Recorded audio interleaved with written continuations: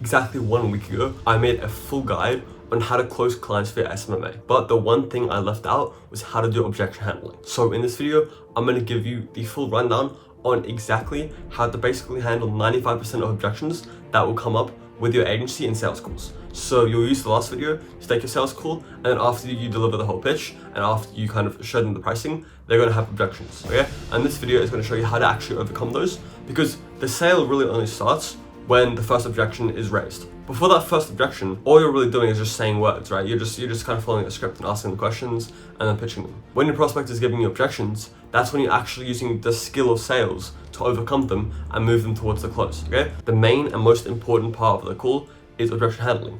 When the prospect has a full understanding of your offer and then gives you objections. It's your goal now to overcome all of them to where, for the prospect, it makes the most sense to go forward with you. So I'm not going to waste any more of your time. Let's go straight into it. What we're going to do is, first of all, I'm going to go over objection handling mindset and how to kind of think about objection handling. And then I'm going to show you the 9 80-20 most common scenarios when it comes to objection handling and how to win basically all of them. First of all is the mindset. When it comes to objection handling, the mindset and how you see it and your paradigm around it, and most importantly, your beliefs around objections, is what's going to dictate everything. First things first, the best kind of mindset you can have is that prevention is better than cure. Pre-handling objections will be your best bet. You'll see for the majority of the rebuttals that we have, we don't just have a rebuttal, we have a prevention as well. Because best bet is that that objection is already handled by the time that they get into the objection handling stage. So for example, if they aren't the sole decision maker and they have maybe a business partner, it's so easy to just handle that before the call. And maybe all you can do is just, for example, like literally the first one is, I need to talk to my wife about this. Prevention. On your calendar page, have a question making sure all decision makers will be present on the call, right? So preventing these will be amazing. You'll get to a point where eventually there'll be like 1 or 2 main objections that will happen regardless. Like for example, wanting to think about it. But besides those main objections, there won't really be that much of a variety of objections because you basically pre-handled them all, right? Next thing, don't get run over.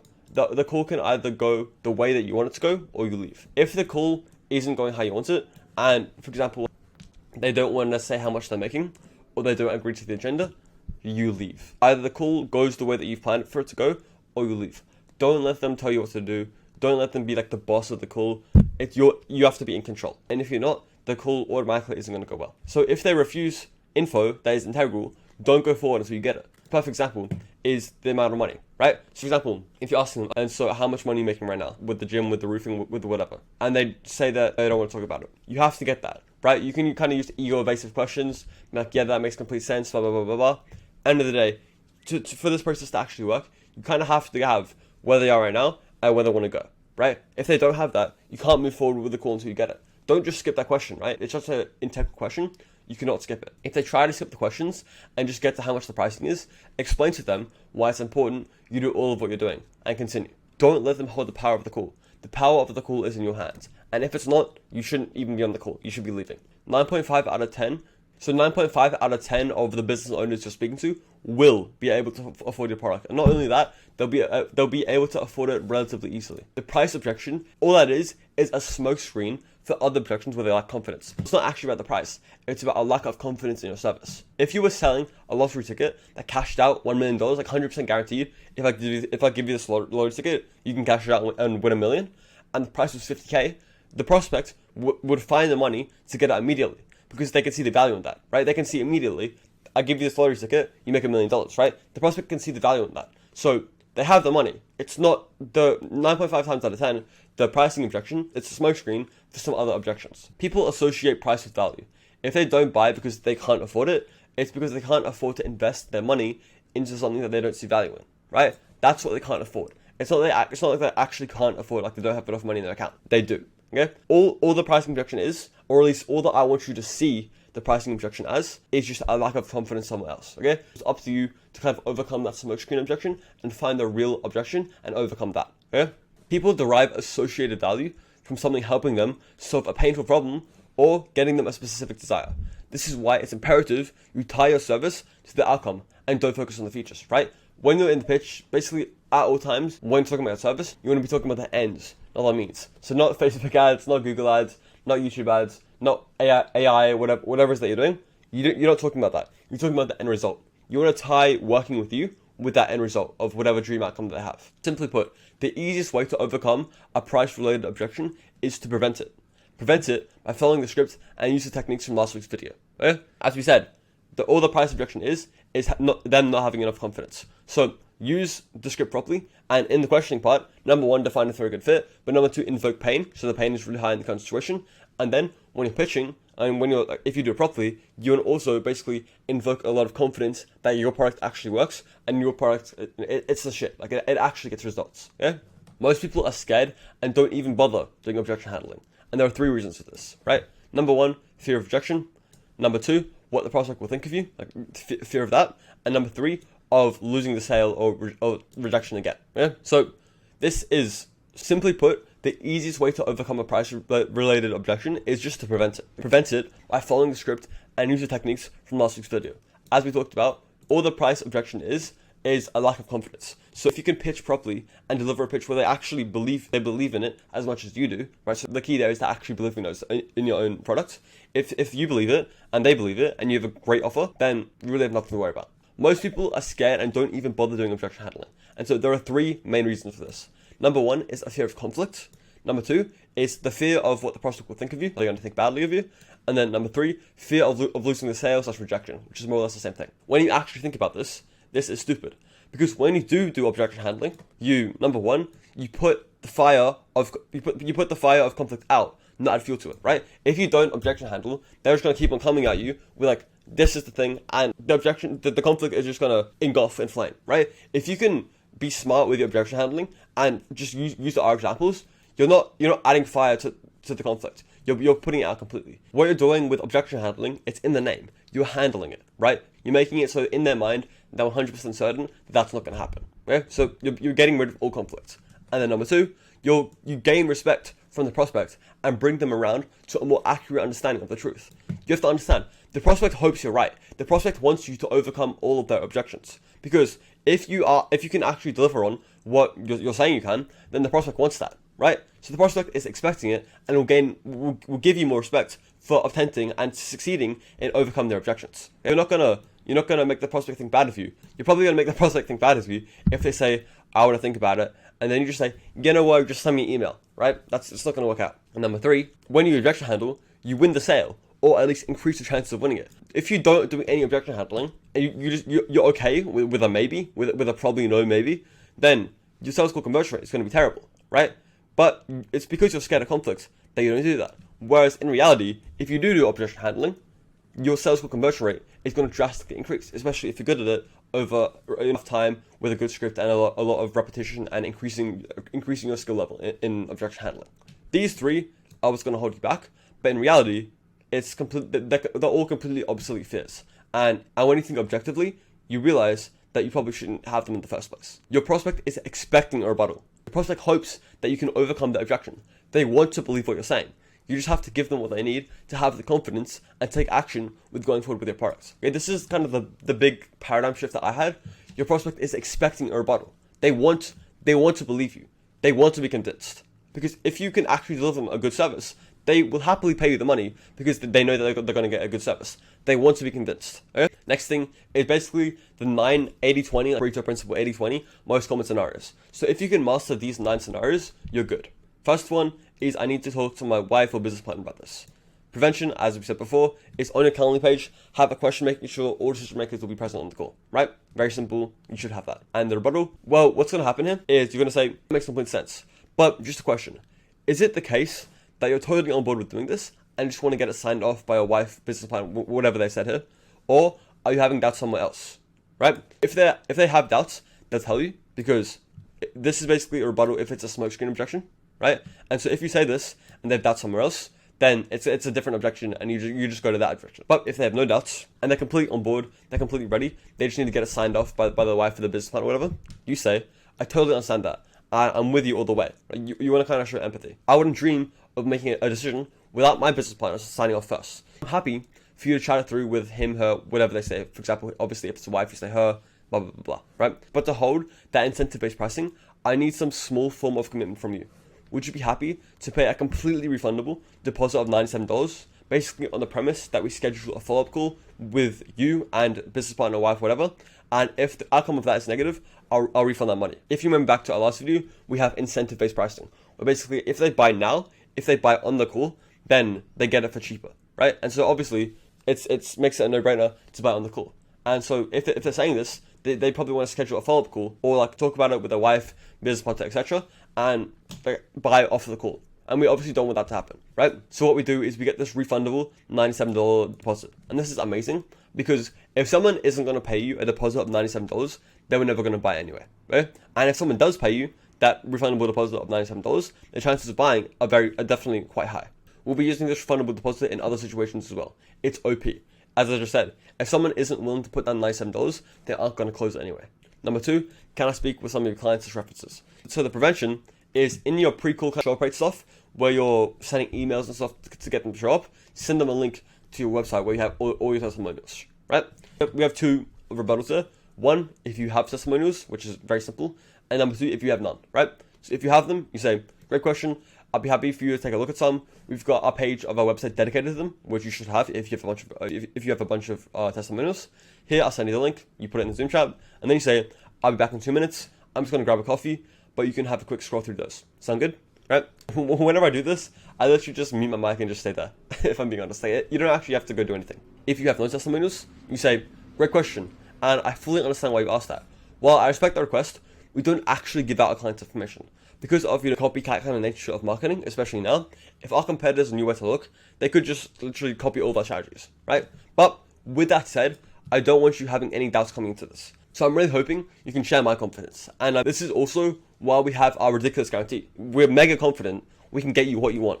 And I want you to feel as comfortable as possible with this decision, right? The real important thing here is that the reason they ask for a testimonial is because they don't have enough confidence in your product. So if you don't have testimonials, what you can do is you can raise their confidence with your conviction, right? There are 3 ways that your prospect can get confidence. Number 1, from your offer. Number 2, from your conviction. And number 3, from social proof. If you don't have this, you just have to have a really good offer and a really good conviction. And obviously, through enough volume of calls, someone will close. Number 3, what's your guarantee? This isn't really an objection. It's a question, right? But it's still very common. Use the same style of rebuttal if they say something like it's very risky. So if they don't just say like upfront, what's your guarantee? If they say something along the lines of, I don't know, man, it just seems like there's a lot of risk, right? If they're saying that, you use the same thing, right? You say, obviously, if it's a question, you say, my favorite question. Basically, we blah blah blah blah blah blah blah blah blah blah blah, whatever your guarantee is, and then you say, if you start with us, you can either get whatever the dream outcome was, maybe it's 100K a month, or you can get XYZ guarantees that we just spoke about. It's really a win-win. We reverse the risk back onto us. You want to make it look like an absolute no-brainer. This is gold right here. If you start with us, you can either get a dream outcome or you can get guarantees. There's absolutely no risk with signing with us. When you have an offer like that, it makes it so easy to sign clients. As Alex Monti would say, you have to make an offer so good, people feel stupid saying no. It's kind of a win-win thing where you say best case, worst case. Best case, you get dream outcome. Worst case, we don't deliver and we give you all this stuff, right? That's amazing. Number 4, I don't make decisions on the spot. Prevention, use and mean incentive-based pricing, right? What you say is, I'm with you all the way. And in my experience, the only reason someone doesn't buy on these calls that we take is because they're lacking information or confidence. What do you need to move forward now? And I'll do my job to give it to you. If it's not a smokescreen and a genuine objection, because if you say this and they say it's XYZ thing, then that's a different objection. You handle that. But if they say, no, I'm completely happy with this, I just don't make decisions on the spot, then you say, I completely understand where you're coming from here. In fact, honestly, I admire that. But with that said, this doesn't really feel like an on-the-spot decision to me. I can understand if we've been talking for like a few minutes, like we just hopped on the call, but we've just spent 45 minutes exploring everything about you and your business and your key problems. And we've come to the conclusion that this is exactly what you need to move forward. From my perspective, we are the perfect fit for you. It's not really about pulling the trigger. It's about sharing the confidence that I have that we can do this. Do you think you can do that?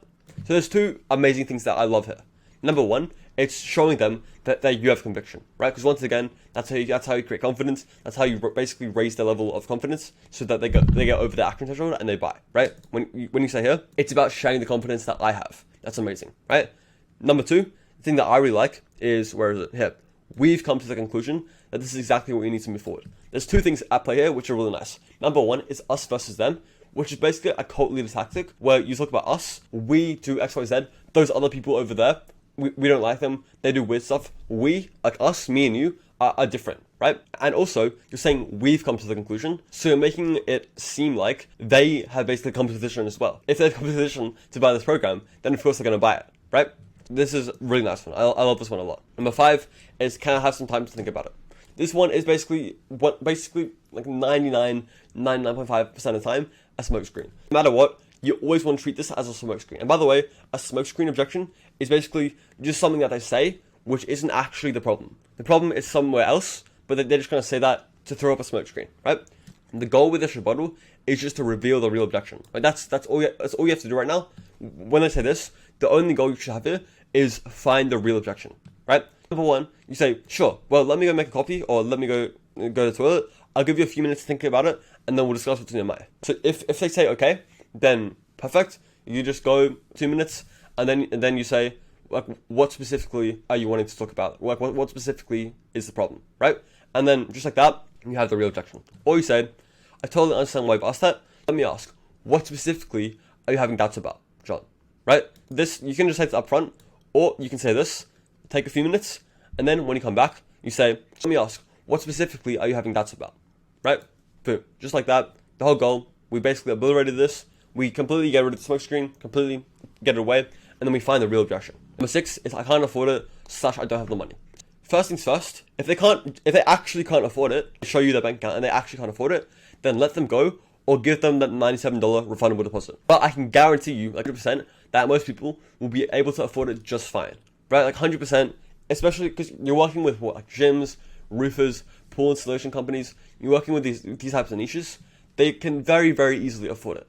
Right? It's not, you want to basically act that 100% of the time, it's not a genuine money objection. You say, first of all, you say, well, is this something you really want to do or not? And then obviously, they'll say yes. Then you say, I'm with you all the way. The last thing that I want is for money to be the thing that stands in the way of you getting what you want, right? How can we make this fair for everyone and make this happen for you, right? You say that, and then they kind of tell you how it could work. And then the thing I love doing is it can also be a good idea to basically screen share and open a Google Doc and do the math with them. What you do is you open up a Google Doc and you write these things, right? So you write the price of the program up front. Maybe yours is 2,000, right? And all money in account. Maybe they have, let's say, no, maybe they have 4,000, right? They have 4,000 in their account, and their monthly recurring revenue, right? Revenue, not profit, is 6,500 for whatever business they're working with. You say it's the price is 2K. You have 4K in account. You're making 6.5K per month, and then you kind of reiterate what the offer is and what the guarantees are, and then you say, does that make sense to you? Because on paper, from what I'm seeing right now, this looks like it's going to work for you, right? And so they are in this situation, they're literally going to say, yes, let's move forward, or they're going to say no and give you a real objection.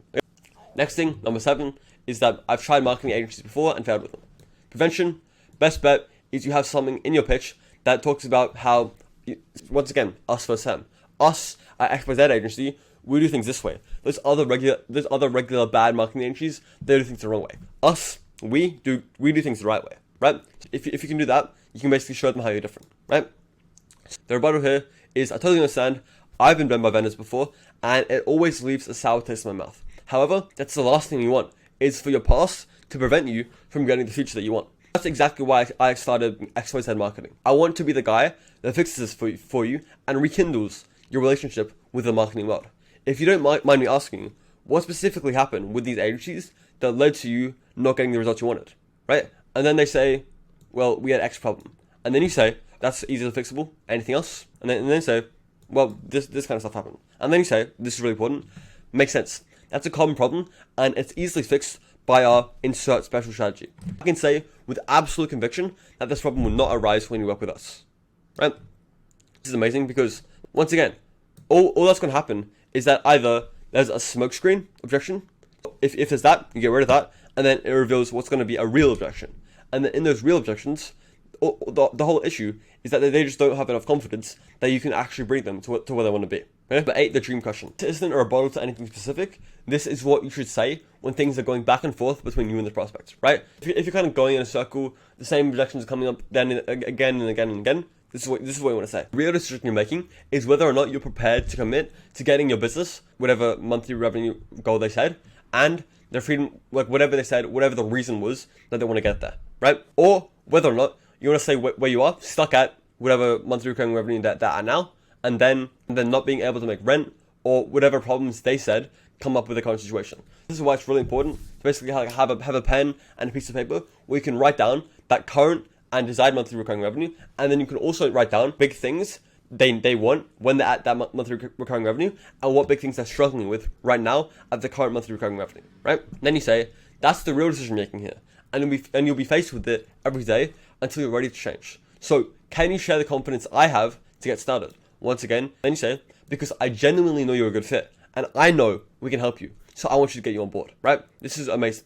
And remember, only try and close people who you know you can genuinely help, and who are actual good fits. As it says in the last part here, you say, I genuinely know you're a good fit, and I know we can help you, so I want to get you on board. If that's not true, you shouldn't even be on a sales call with them. You shouldn't be pitching them anything, right? This is the most important thing. If they are genuinely a good fit for you, and you genuinely know you can help them, so you want to get them on board, everything's going to be easier.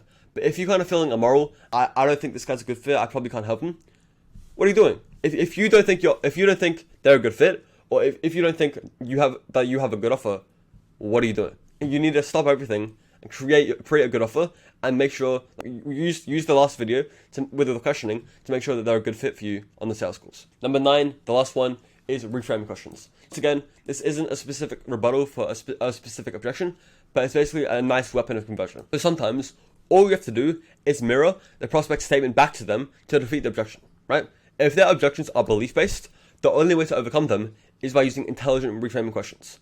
Perfect example is when someone says, programs don't work for me, or like agencies don't work for me.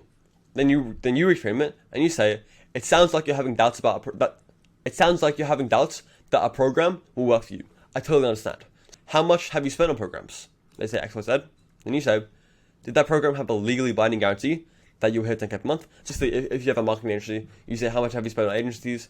Did that agency have a legally binding guarantee that you would do X, Y, Z? How many appointments have you booked following their instructions? Well, we booked X, Y, Z. And then you say, with that in mind, it looks like from my perspective, we have absolutely everything we need to get started.